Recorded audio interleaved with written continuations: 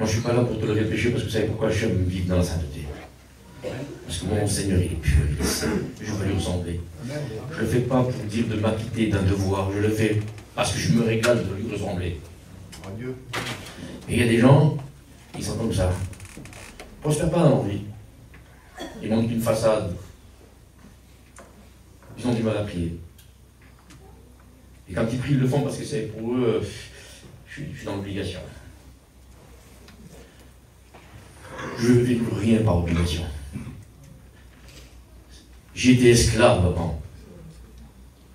Et rendez grâce à Dieu, puisque maintenant vous avez obéi de cœur à la règle de doctrine. C'est une règle d'amour. Il n'y a rien qui soit forcé. Je ne veux pas être un religieux, moi. Jean-Baptiste, il a dit à ceux qui venaient devant son baptême, aux pharisiens, aux sadducéens, qui c'est qui vous a appris à fuir la colère à venir? Je ne suis rien, moi je fais face à ce que je suis, et le Seigneur m'invite à vivre quelque chose de fort avec lui. Oui, c'est vrai que par la foi on est sauvé. Et la Bible dit qu'il ne faut pas simplement croire, hein. Il faut aussi l'accepter. Celui qui le reçoit et qui croit en son nom, il aurait donné une possibilité, une grâce, une faveur, mais surtout un droit que lui-même donne comme une attestation du gouvernement divin. Comme je vous l'ai dit hier, comme Pochaïno, encore je cherche le mot. Un extrait de naissance. Vous êtes nés de lui, par lui. Il a choisi de nous purifier, de nous sanctifier, de nous emmener à sa ressemblance, de commencer un travail qui va achever. Et tous les jours, il travaille en nous. Amen. Il nous connaît, le Seigneur. Il nous connaît. Amen. Et il nous a appelés. Amen. La Bible dit que ceux qu'il a prédestinés, ceux qu'il a connus d'avance, hein, prédestinés, c'est pas toi, moi, c'est l'ensemble de l'humanité à être sauvé. C'est un privilège que le Seigneur veut donner à tous. Écoutez, Pierre, c'est bien l'apôtre. Et face à son reniement, le Seigneur, il l'avertit déjà. Maman, qu'est-ce que tu vas prendre, toi? Allah! Non, il dit pas ça. Il dit, ah, vendu, t'es incapable que tu es. Non, il dit pas ça. Il dit, écoute, tu vas m'en renier. Tu sais ce que c'est qui va te couvrir? C'est le coq. Il dit, quand tu seras de retour, quand tu te convertiras, tu vas affermir tes frères. Il y en a qui disent, ah ben David, il n'était pas converti, mais c'est pas ce que dit le verset. Il dit, quand tu seras de retour, parce que si tu lis le grec, tu peux le traduire comme ça, il était converti. C'était un homme formidable. Dieu connaissait sa faiblesse. Devant la tentation, mais il a succombé. Est-ce que le Seigneur, il a écrasé? Est-ce qu'il a voulu qu'il rentre dans une culpabilité qui ne revienne pas avec confiance? Tu vas revenir, il y a une possibilité pour toi. Quand tu vas revenir, tu vas affermir tes frères. De ta faiblesse, tu vas devenir fort et tu vas affermir les faibles. On chantait un cantique il n'y a pas longtemps là. Que les faibles puissent dire qu'ils sont forts. C'est comme je suis faible que je suis fort. Mais bon, écoutez, moi je sais ce qui est écrit. Il dit que celui qui est né de nouveau ne pêche pas. Il ne pêche plus. Pourquoi? Parce qu'il est né de Dieu. Et que la semence de Dieu demeure en lui. Je ne pêche pas, moi, je ne pratique pas le péché. Moi, je ne fais pas profession du péché. Mais ça m'arrive de fauter. Et même si ma faute, on peut l'appeler péché, je ne le fais pas à profusion. Parce qu'après, je vais me moquer de Dieu et je vais me séduire moi-même. Parce qu'il est écrit que si quelqu'un dit qu'il n'a pas péché, il se séduit lui-même. Il fait Dieu menteur. Alors, je veux avoir un équilibre dans ce que je dis entre hier et aujourd'hui. Il dit, si Dieu compterait nos péchés, qui c'est qui pourrait subsister là? S'il vous plaît, dites la vérité. Il y a bien des choses que vous regardez à la télévision ou dans vos téléphones qui ne conviennent pas à une vie sainte que vous voulez vivre en Dieu. Et dans vos sentiments, dans vos partages, vous croisez un garagio, vous, en feu rouge, il ne passe pas assez vite. Il vous dit un mot, vous lui répétez deux. Quand vous dites racasse sur un frère, il dit non, bah, il est possédé. Hein? C'est beau, hein? Ouais, c'est un inutile, mais la Bible dit que celui qui dira qu'à son frère, il est digne du feu de la gêne. Ah ah! Et oui, Christou, c'est comme ça, mon vieux. Et nous, on se permet plein de choses. Donc, à chaque fois que vous avez dit, bon, elle est jolie, elle est belle, hein, elle est vaillante, vous l'avez méprisée, vous avez peur de mépriser. Écoutez voir, le Seigneur nous appelle d'être justes, alors nous, on est des propres justes ou on est des justes par grâce? Les propres justes, c'est pas quelque chose qui plaît. Dieu ne se satisfait pas de ça, il ne se plaît pas, il ne se complaît pas à considérer ça. Écoutez, quand Jésus parle des Juifs, il parle de ses frères. Et je vous le dis, hein, je les vends par rapport à leur persévérance et puis à leur zèle. Mais c'est un zèle amer, sans intelligence. Et qu'est-ce qu'ils vont faire avec ça? Jésus parle, il parle à ses frères, il parle à ses disciples, à ceux qui veulent l'écouter. Il dit, si votre justice dépasserait celle des pharisiens, ben, ils étaient à un niveau, ils pesaient la menthe, ils faisaient attention le thé là, il ne fallait pas avaler le moustique, ils allaient être impurs. Ben oui, mais c'est pas ce qui manque, c'est ce qui sort, il souille. Oui. Et quand il y a de la colère, et quand on se dit, mais je dis la vérité, hein, mais la vérité, elle ne te permet pas de mépriser ton frère et de médire sur lui, et de le disqualifier par tes mots. Écoutez voir, même si c'est vrai des fois qu'on nous a offensés, la Bible dit si tu vois ton frère qui t'offense, oui, pardonne-lui. Savez-vous pourquoi il faut lui pardonner? Parce que le Seigneur il nous a pardonné toutes nos offenses, nos péchés, il a effacé notre ardoise. C'est fini. Écoutez voir, je dis la vérité moi. Maintenant, si vous êtes conscient que Dieu est juste, et que celui qui nous a appelés nous demande de vivre une vie juste, et que ceux qui sont nés de Dieu sont justes. C'est vrai ou pas? Si vous savez que le Seigneur est juste, il est juste, d'accord, amen. Ah ben moi je vais vous ressembler. Ben oui, le Seigneur nous appelle à sa ressemblance, donc ben oui, je reconnais si je suis né de nouveau, je suis juste. Eh bien pratiquez la justice. Amen. Vous savez ce que c'est la justice? Dieu s'en tenir compte des temps où il a laissé le péché impuni. La justice de Dieu est révélée sans la loi et sans les œuvres de l'obligation, du légalisme, de la religiosité. Vous savez ce qu'il dit? Il dit qu'il l'a acquitté, qu'il nous a pardonné. Donc c'est pas question de méritoire le pardon. Et vous, si vous êtes né de Dieu et que vous êtes juste, parce que c'est le Seigneur qui vous déclare juste, si vous savez qu'il est juste, essayons de nous ressembler. Et pourquoi on retient les péchés des autres? Et pourquoi c'est pas si facile comme le Seigneur il l'a fait avec amour? Avec amour c'est possible. Quand on laisse là. Alors si c'est vrai que nous sommes nés de nouveau et que nous sommes justes parce qu'il est juste, c'est le témoignage, c'est la preuve formelle. T'es né de nouveau, t'es juste. Tu pratiques les œuvres de justice. C'est pas les œuvres du légalisme pour chercher à être et puis obtenir. Non, c'est les œuvres naturelles de quelqu'un. S'il est un enfant de Dieu, il marche dans la lumière. Si c'est un enfant de Dieu, le fruit de l'esprit, ça va le faire travailler et ça va le faire vivre dans la justice, dans la vérité, dans une sainteté qui ressemble aux hommes de Dieu. Parce qu'il a reçoit de Dieu. Il y en a qui ont fait la guerre à Payan. Parce que lui, il soutenait que sans la sanctification, nul ne verra le Seigneur. Heureusement qu'il nous l'a donné à la croix. Hein. Romains 5 au verset 25. Mais maintenant, il y en a qui disent, oh non, non, hop, la sanctification là, c'est fabriquer des œuvres de sainteté. Dites-moi où c'est que c'est écrit. Moi, par amour, je connais ma position et je ne veux pas me tromper, je ne veux pas me leurrer. Il me permet de vivre avec lui une communion profonde, et ça on peut le lire. Et parce que je suis ancré, attaché, rivé, enraciné en lui, c'est la foi qui va m'aider à m'édifier en lui. Et la foi, vous savez ce que c'est? C'est croire dans son soutien, dans ses promesses, dans sa force, qui transforme ma vie de jour en jour. Et je ne peux pas croire dans mes performances. Non, je ne veux pas y croire.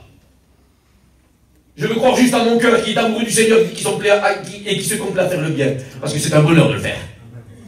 Et ça, c'est autre chose. Ça ressemble un peu presque. Hein? Alors, on va lire Colossiens 2, au verset 5.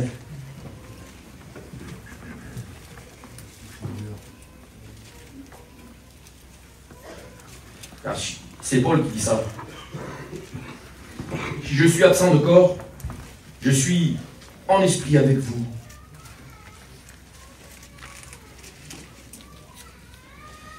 Voyant avec joie le bon ordre qui règne parmi vous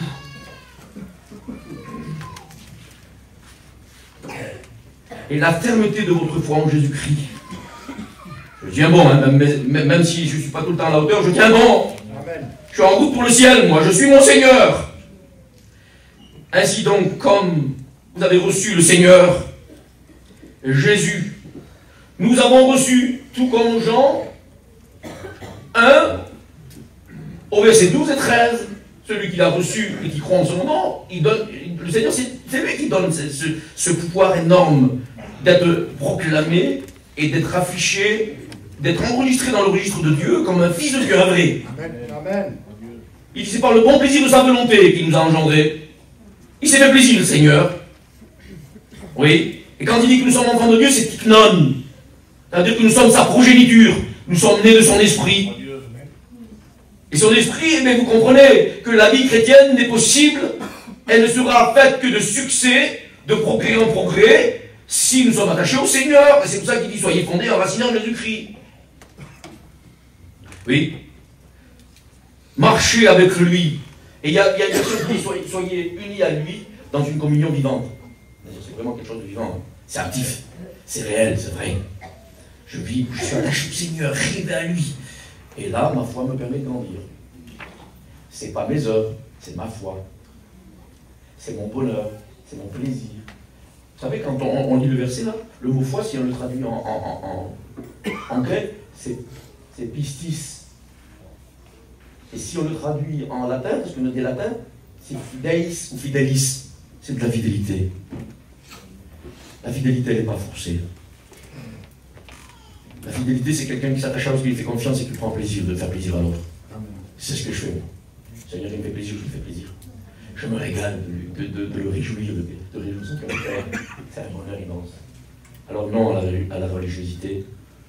Mais par contre, au nom du Seigneur, il faut faire attention qu'il y a un domaine de spiritualité qui peut être comme une autorité excessive et qui nous pousse et qui nous font peut-être dériver toutes ces autorités-là de spiritualité qu'on pourrait s'obliger.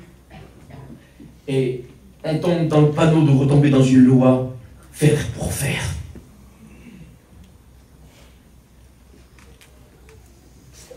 Écoutez, je vous ai parlé d'une femme hier. J'ai parlé avec elle, ça me faisait de la peine parce que je l'ai vue chrétienne plusieurs fois, et souvent elle laissait tomber le Seigneur. Et à chaque fois qu'elle a recommencé, je pensais que c'était la bonne foi. Et quand je l'ai écoutée, parce que j'ai voulu savoir, tout doucement, je l'ai amené à dire ce qui ne va pas dans sa vie. Quand je l'ai écouté, je lui ai dit, Seigneur, c'est juste que ça. C'était pas si grand, Seigneur Jésus. Puis je me suis dit, mais elle me ressemble. Et elle ressemble à plein de gens que je connais. C'est pas si terrible que ça. Vous voyez qu'elle est en train de se faire mal. Elle l'a empêché Dieu de la bénir. Elle s'est coupée du ciel parce qu'elle ne sentait pas la hauteur. C'est un sentiment naturel de dire, Seigneur, je voudrais tellement être mieux pour toi. Mais pas jusqu'au point à se couper le ciel, et puis à se trouver tellement misérable, et puis, je sais pas moi, indigne. Je l'ai écouté, je vous assure, c'était pas si terrible que ça. Et si vous l'aurez écouté, peut-être que vous serez trouvé tellement confus. Dire, Seigneur, mais elle est mieux ou pas la femme là? Vous comprenez ce que je vous dis là? Faisons attention. De mettre une dimension à la spiritualité et à l'autorité de la spiritualité comme quelque chose d'abusif sur vous. Et que vous tombez dans la loi. Et c'est pas ce qu'il faut faire. Je vis une vie amoureuse avec le Seigneur. Quel bonheur de le servir. Il n'y a rien qui me soit pénible. Il n'y a aucun commandement qui me soit pénible. Je vous ai dit hier qu'il y a une différence entre le renoncement et la privation. Rien n'est interdit, mais tout n'est pas utile. Quelqu'un d'intelligent, il fait les choses inutiles, il ne perd pas son temps. Oui. Et moi, je ne perds pas mon temps aux choses inutiles. Je veux racheter le temps, il est précieux. Et j'ai le droit. Vous savez, ça m'est difficile de me coucher, moi. Vous savez pourquoi? Parce que quand je vais dormir, je sais que le Seigneur veille sur moi. Mais je veux profiter de tous les moments pour prier le Seigneur. Je m'endors dans la fatigue. Oh, je prie le Seigneur, je pense à lui, je pense à tous les gens qu'il faudrait qu'on aille secourir. Et hier soir, je vous le dis, je ne dis pas la majorité, moi, hein. Mais sur le nombre, je dis, je ne sais pas, moi, je ne vais pas faire à deviner des choses comme un prophète. Je l'ai senti fort. Il y a des gens qui se refusent d'être bénis. Dites la vérité. Quand tu as fait le mal, tu as fait une bêtise, parlons pas de péché, parce que moi, écoutez, je ne drogue pas, je ne rave pas, je ne mens pas. Et puis, comprenez, moi, j'ai une femme, je l'aime, je ne vais pas aller tromper ma femme. Hein. Je ne parle pas d'adultère ou parce qu'il y en a qui donnent des degrés au péché, mais du summum, ça, c'est fini, ça. Demain, moi, je ne sais pas, parce que je mets un poignard, je vais mettre une cigarette à ma bouche, c'est fini, j'arrive, ce domaine-là. Écoutez voir, Vous savez, quand on lit dans la parole du Seigneur, c'est l'apôtre qui le dit. Il dit, or les fruits de la chair. Vous voulez qu'on le lise? Allez, on va le lire. Galates 5.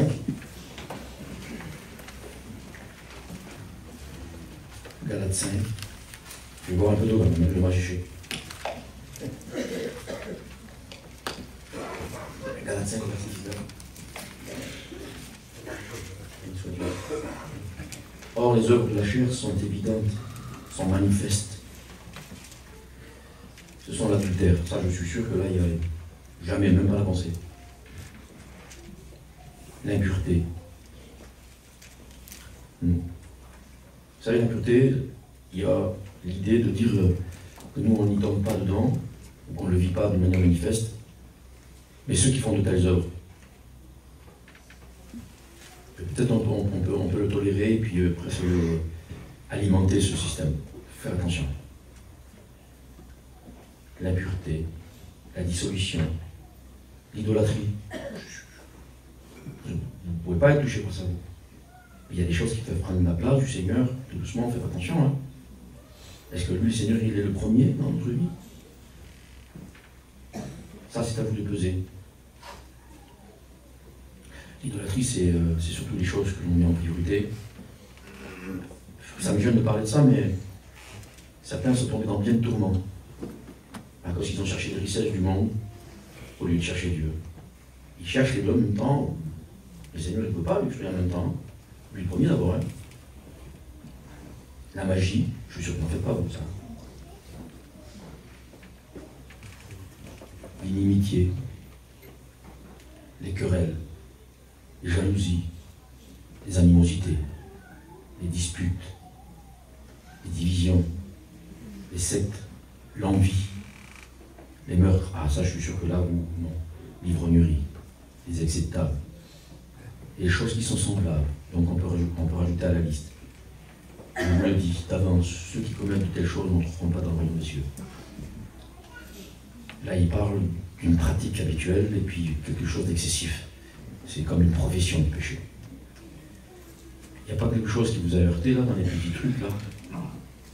L'apôtre Paul, il fait exprès de mélanger le pire pour nous, dans nos consciences, et puis les choses, les disputes, l'animosité, la querelle. Il y a quelqu'un qui n'a jamais été victime, mais d'une trahison. On vous a jamais offensé à vous? C'est comme une arme cachée, ça. C'est celle de Satan. Parce qu'après, dans nos cœurs, vous savez ce qu'on fait?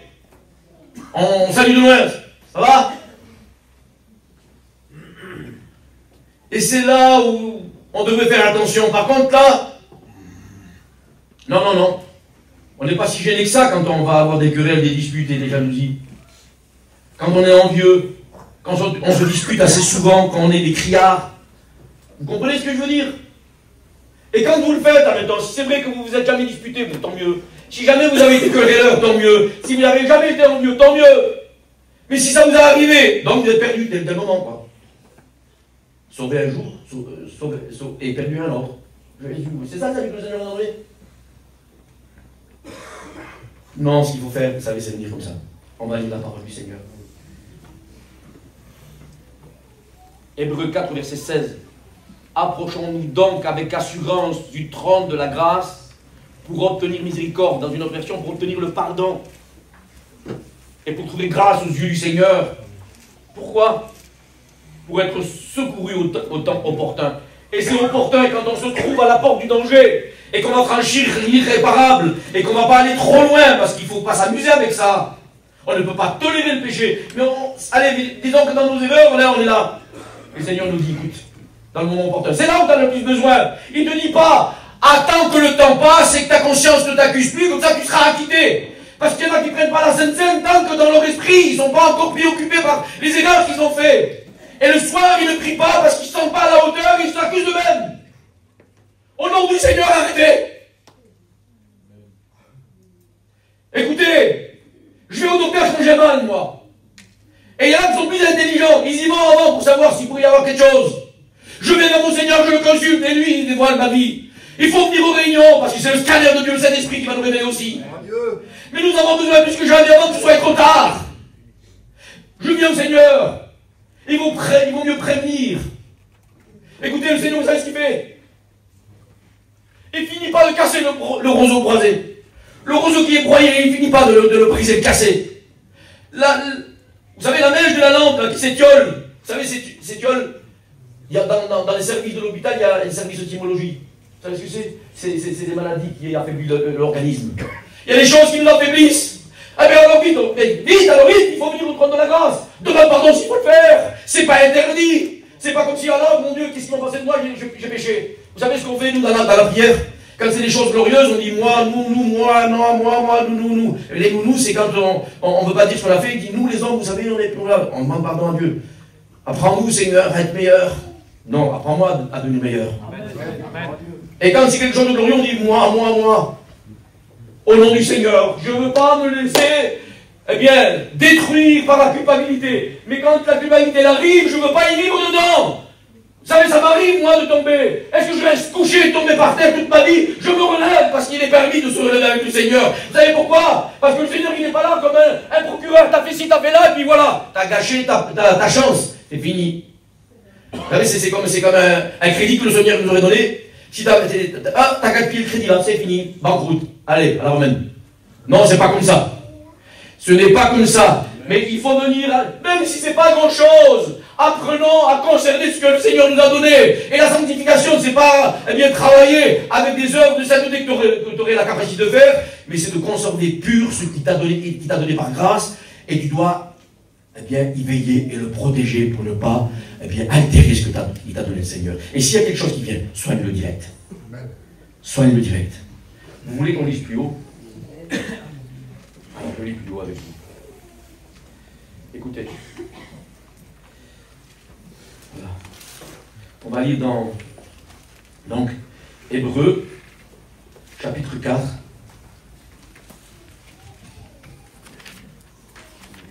Je ne vais pas, vous savez, c'est pas mon but, Seigneur, de vous troubler. J'étais venu dans l'intention de vous encourager. Faites attention à comment le Seigneur parle. Il parle tantôt d'une manière et tantôt d'une autre, le Seigneur. C'est jamais pour enfoncer. Même quand ça pique, c'est pour désinfecter. Et là, ce qu'il est écrit là. Alors c'est Hébreux 4. On va lire au verset 14. Ainsi, puisque nous avons un grand souverain sacrificateur qui a traversé les cieux, Jésus, le Christ de Dieu, demeurant ferme dans la foi et professant. Il faut professer, il faut le vivre dans une manière continuelle. Il faut vraiment que ça se manifeste. Et non pas pour dire paraître, mais c'est la foi qui nous stimulera pour vivre quelque chose de vrai avec le Seigneur. Vous savez ce que le Seigneur il aime? Il aime, c'est que nous puissions lui offrir notre vie comme un sacrifice vivant. Mais par contre, écoutez voir, il y a des sacrifices que Dieu lui plaît, ça ne lui plaît pas. C'est l'homme de Dieu qui le dit dans le psaume 51. Tu aurais voulu des sacrifices, tu aurais voulu des holocaustes, je t'en aurais donné, mais ça ne te plaît pas. Seigneur, on le fait alors. Le sacrifice qui plaît à Dieu. J'en suis sûr que vous n'allez pas trouver tout de suite. Pour ceux qui l'ont dit, tant mieux. Il dit, c'est un cœur humble et contrit. Et là, devant Dieu, reconnaissant. Et puis quand ça ne va pas vite, je vis vers toi, Seigneur, t'es mon Père qui prend soin de moi. Parce que je suis faillible. Et qui peut dire, depuis qu'il est devenu chrétien, il est devenu infaillible. Bien sûr qu'on s'efforce. N'écoutez pas, c'est pas moi qui le dis. Seigneur, il faut être juste. Paul, il dit, je me suis efforcé devant Dieu, devant les hommes, de garder une conscience pure. Il s'est efforcé. S'il n'aurait pas été fait d'efforts, il le dirait. Il dit, c'est simple, c'est bon, j'ai été transformé. Et il le dit, alors soyons bien, mon Seigneur. Je me suis efforcé, donc ça demande des efforts. Mais ce n'est pas des efforts d'obligation pour obtenir le salut, tu es déjà sauvé. C'est-à-dire que tu vas tout faire pour glorifier le Seigneur dans tout ce que tu fais. En parole, en art, tout ce que vous faites, faites-le pour le Seigneur, quand vous le faites pour les hommes. Et le Seigneur ne le fait pas pour le payer. Et pour les hommes, si ce sera pareil, ce sera juste pour faire du bien. Donc quand on fait du bien, c'est pas amour, non. Quand on veut bénir les autres, c'est de l'amour. Vous comprenez ça, hein? Et tout ce que vous ferez par amour et par passion pour le Christ, vous allez voir combien elle va changer votre vie. Comment ça va être bon, vous allez vous stimuler. Et quand vous faites des erreurs, ah vite Seigneur, je viens vers toi, parce que je veux pas que ça s'empire. Vous savez quand c'est que ça s'empire? C'est quand on avait un problème, un tracas là, et puis on ne peut pas se sortir, voilà. Pourtant, écoutez-moi, je vais vous dire quelque chose. Ça m'est arrivé de faire des jeûnes, mais prolongés. À la limite d'arriver à la carence et puis d'aller me faire soigner tellement que j'ai persévéré. C'était un sacrifice. Seigneur. J'ai pas gagné un bénéfice là-dedans. Vous savez pourquoi? Parce que je l'ai fait pour faire une expérience. Et quand je l'ai fait, j'aurais dû le faire pour me complaire en Dieu. Et aussitôt le diable m'a attendu juste après la fin du jeûne. Et à coup de bâton, il m'a pris, il m'a cassé. Et puis il m'a accusé avec mes faiblesses. Mais maintenant c'est fini, il ne le fera plus. Parce qu'à la moindre des choses, je vais de mon père. Écoutez-moi, moi je n'ai pas mon père, moi je ne l'ai plus. Mon père il s'est perdu, il avait pris des cachets, et puis ça a enlevé la notion. Il était comme drogué, les cachets étaient forts. Et puis il est parti, il s'est perdu à 2,5 km de chez moi. On l'a cherché pendant 6 jours, et puis on l'a retrouvé allongé sur un matelas de maïs. Il avait plié tout ça, et puis c'était la nuit, alors il s'est endormi là. Mais il a chuté en plein été au mois d'août, 20 degrés de différence, il a plu toute la nuit. Il est mort de froid et d'hypothermie. Comment vous avez celui-là? Mais dès que j'avais quelque chose, j'allais vers lui directement. Et quand je lui disais des choses, je ne savais pas, c'était pas très glorieux, il n'était pas très fier de moi. Mais mon père, il me prenait là, et il écoutait. La Bible dit que nous avons un défenseur auprès de Dieu, un avocat. Amen. Il ne plaide pas les causes uniques. Vous savez, des fois c'est récurrent certains péchés, mais ça, ils se moquent de Dieu, c'est une profession, disons. Et là, c'est un autre cadre. Il va falloir pas demander pardon, il va falloir venir au Seigneur et qu'il vous redonne le salut. Il va falloir se mettre en règle et demander les délivrances. Mais là, viens Seigneur, j'ai besoin de ta compassion, de ton aide. Amen. C'est pas facile Seigneur, ça fait 2 jours que je lutte avec un système là. Seigneur, que Dieu fasse que ça n'arrive plus. Allez, je continue. Allez, je continue. Alléluia.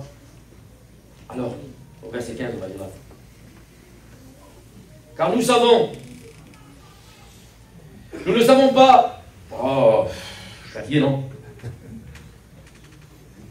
Ah voilà, parce que nous n'avons pas un souverain sacrificateur qui ne puisse pas compatir à nos faiblesses.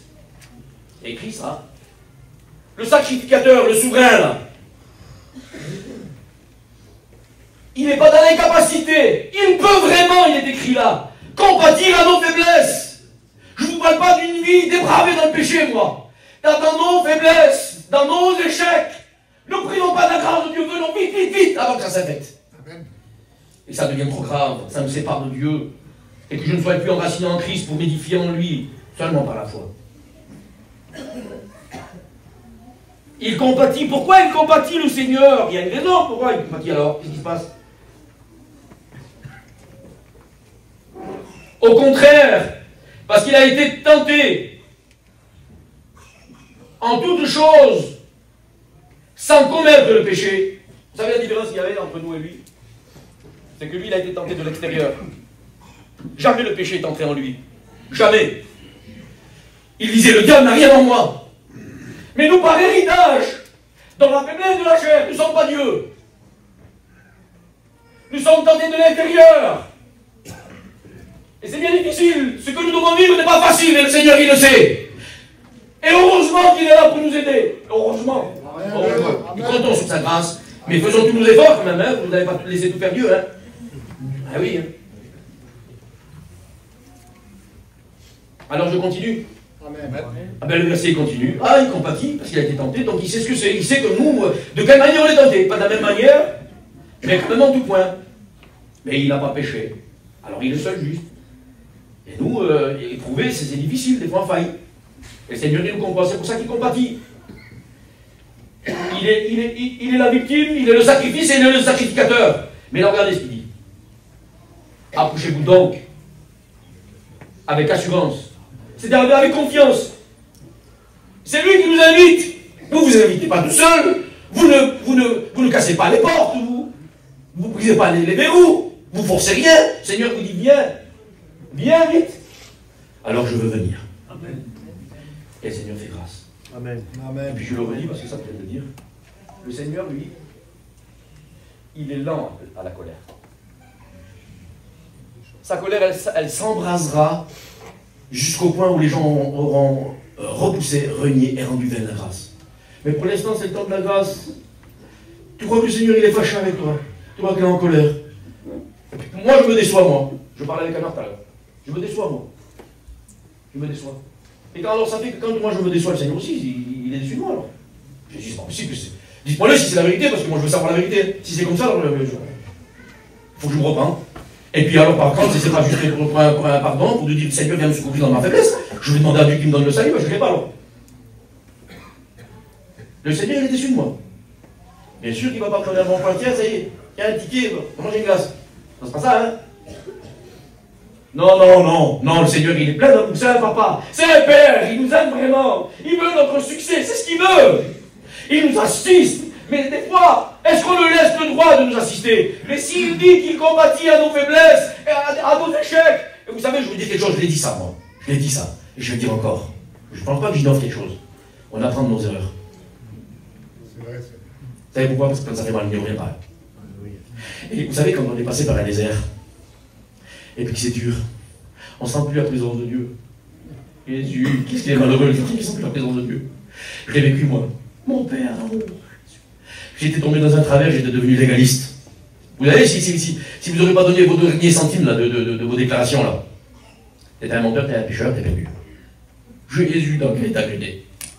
Si je roulais trop vite sur la route, là, j'avais fait passer longtemps au stop, là, je pesais, eh bien, le cumin et la menthe, voilà, pharisien. Alors je dépassais les limites, j'étais perdu. Et alors j'étais malheureux parce que je dis, Seigneur, combien je suis perdu? Jésus, mon salut, il était comme un yo-yo. Montez et descendez, montez et descendez. Le Seigneur, il m'a délivré. Amen. Maintenant, moi, je ne suis pas, vous savez, un laxiste. Hein. Bon, c'est bien, le Seigneur, il fait tout pour moi.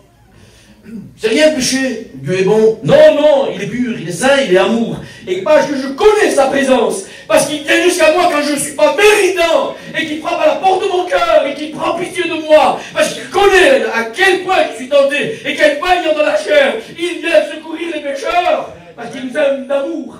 Mais rien ne l'oblige. Allez, écoutez-moi. Quelqu'un qui n'a pas besoin, vous allez le secourir, vous? Non. Le Seigneur, il nous voit dans le secours. Il ne finit pas de nous enfoncer. Il ne finit pas de casser le roseau broyé. La petite lampe là, qui s'étiole, elle noircit le vase. Elle est claire, mais c'est tellement petit, elle est en train de s'éteindre, et puis c'est pas bien réglé, alors c'est en train de noircir le vase. Le Seigneur, il fait ça. Ça veut dire qu'il donne de l'esprit, juste. Il donne de l'esprit. Et pourquoi? Parce qu'il est écrit dans Romains 8 au verset 13. Si nous vivons selon la chair, nous mourrons. Mais si par l'esprit, vous faites mourir les actions du corps, vous vivrez. Vous avez compris? J'ai vraiment besoin de lui. J'ai vraiment besoin de lui. Quand j'ai besoin de quelqu'un, moi, je dis, quand on a le temps, hein. Mais c'est maintenant, j'ai besoin, je vais me faire du mal, je porte un poids, ça va me briser les mains, je vais me faire mal, je vais casser ce que je porte. Je dis vite, mon frère, viens m'aider. Voilà comment il faut faire avec le Seigneur. Il ne faut pas être, vous savez, un toupet abusif, mais il faut juste voilà, c'est sans hypocrisie. Seigneur, j'ai besoin de toi, vite, viens. Et si, admettons, regarde, si tu comprends ça, Galates 5 au verset 16. Je dis donc, c'est-à-dire c'est de manière formelle, je dis donc, c'est parce que c'est l'effectif. Marchez selon l'esprit, et vous n'accomplirez plus les désirs de la chair. C'était si facile que ça, là, tout ce que je dis depuis 2 jours, là. Oui, j'ai besoin de l'esprit. Et le Seigneur, il s'associe avec ceux qui cherchent vraiment d'un cœur sincère la vérité. Et dans leur failles et leurs erreurs, le Seigneur, il nous connaît, il n'y a pas besoin qu'on lui rende témoin, je dois être parfait. Et le Seigneur, je demande, je veux compter sur ta grâce, mais je vais faire tous mes efforts, parce que si j'écoute ma chair, je vais pécher.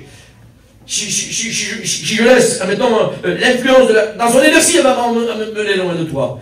Mais je dois tous les jours être raciné et fondé en Jésus-Christ. Vous savez pourquoi il dit fondé et raciné en Jésus-Christ?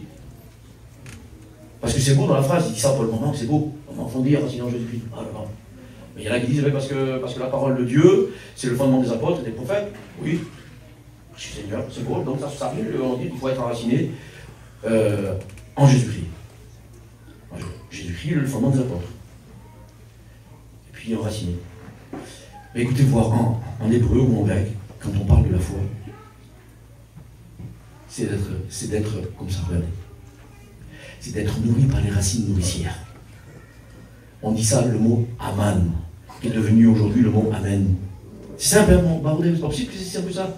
C'est ainsi soit-il. Vous savez, quand quelque chose est vrai, et puis il y en a qui font l'Antiquité, ils trouvent des tableaux, ou alors des violons, ils regardent la signature, et puis ils regardent certains caractères, et ils disent, il fait preuve d'authenticité. Il fait foi d'authenticité. Il fait foi, c'est-à-dire on peut y croire, on peut s'y confier. On peut s'y fier. Mais moi, je vais devenir fiable, parce que je suis fiancé au Seigneur. Je crois en lui, je lui fais confiance, il croit en moi, il m'aide. Et il me connaît par cœur. Et le Seigneur va m'aider.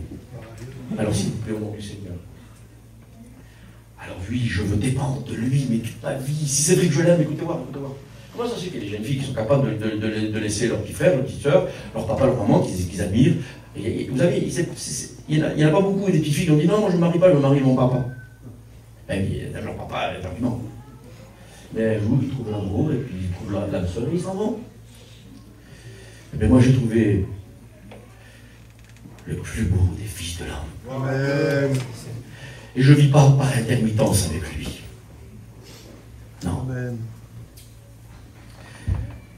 Eric, tes enfants, ils ont fait des erreurs pendant les temps que tu les as élevés, qu'ils étaient sous ton autorité. Ils ont fait des erreurs. Tu les as brisés. Tu les as emprisonnés. Tu les as attachés. Tu ne les as pas exhortés à mieux faire. Et tu n'as pas essayé d'être un exemple, toi, pour eux. C'est le meilleur des exemples, Jésus. Amen. Que tu vois, quand il y a un enfant qui vit dans une maison où un homme a bu toute sa vie et puis qu'il a battu sa femme, et puis il grandit, il devrait tenir leçon de ça. Vous savez ce qu'il fait? Et puis il fait la même chose. Vous savez ce qu'on dit sur lui? Et regarde, il a suivi le même chemin. Pourquoi? Bon, c'est le chemin. Mais c'est pas le chemin, c'est l'exemple. Et la Bible dit, je suis le chemin. Amen. Alors, donc Jésus, c'est une route alors. Une nationale, peut-être, d'autres enfants, une autoroute. Ou un chemin de montagne, on va voir. Non, c'est que c'est le chemin à suivre. C'est l'exemple, le modèle. Amen. On n'est pas fous, hein, tout ça. On est des intelligents. Hein. J'ai compris. C'est bon, je ne me laisserai plus accuser. Je ne veux plus être torturé par des exigences spirituelles où c'est carrément la loi qui m'emprisonne dans un système.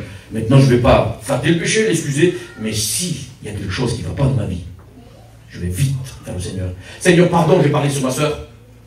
Pardon, Seigneur. Pardon. Vous savez, la Bible dit que Jésus, il est le juste juge et qu'il a reçu, lui, l'autorité de... Il jugera les actions secrètes du cœur. On est mort. Mon Dieu. Hein? Les pensées secrètes et les actions secrètes, il va juger le Seigneur. Oui. Et c'est pour ça que la Bible dit, il faut que tout soit à découvert et en pleine lumière. Et la Bible dit que si le Seigneur est dans la lumière et que vous marchez avec lui dans la lumière, donc vous êtes en communion avec lui. Et le sang de Jésus vous purifie de tout péché tous les jours. C'est pas possible. Je suis chrétien, comment il va me purifier de quoi? Je suis pur, je vais passer les normes. Hein? Non, comprenons. Nous avons besoin de dépendre de Dieu. Amen. Il nous a justifiés et il a obtenu une rédemption éternelle. Pas pour ceux qui pêchent au comble, hein, non. Hein. Mais oui, ils sont coupés de la grâce. On ne va pas rendre la grâce vaine, nous. Pourquoi vous êtes là, en fait? Même si certains, ils essayent à... Quoique vivants, ils paraissent, sont morts. Seigneur, que ça soit triste, Seigneur. Il le dit comme ça, Je le dis à votre honte, certains. Et ils sont ennemis de Dieu. C'est pas possible. À ce point-là. Et pourquoi ils ne sont pas venus avant alors pour trouver secours? Approchez-vous. Vous avez un libre accès, vous avez le droit. Je sens l'assemblée tendue. Je vous gêne. Ou vous êtes d'accord avec ce que je dis? Amen. Ah là là, vous êtes risqué à un amen depuis 2 jours, j'attendais. On va prier, Seigneur, voulez-vous? Eric, tu pries, Seigneur? Amen. Je veux bénir le nom du Seigneur. Nous voulons, Seigneur, ce matin, te louer, t'adorer, te glorifier, parce que tu en es digne. Tu es le Dieu de toute éternité. Tu es notre Maître et notre Roi. Nous sommes là ce matin parce que nous t'aimons. Nous sommes là ce matin, Seigneur, parce que nous nous attendons à toi. Et nous voulons, Seigneur, tout prendre. Toutes les remarques, toutes les réflexions,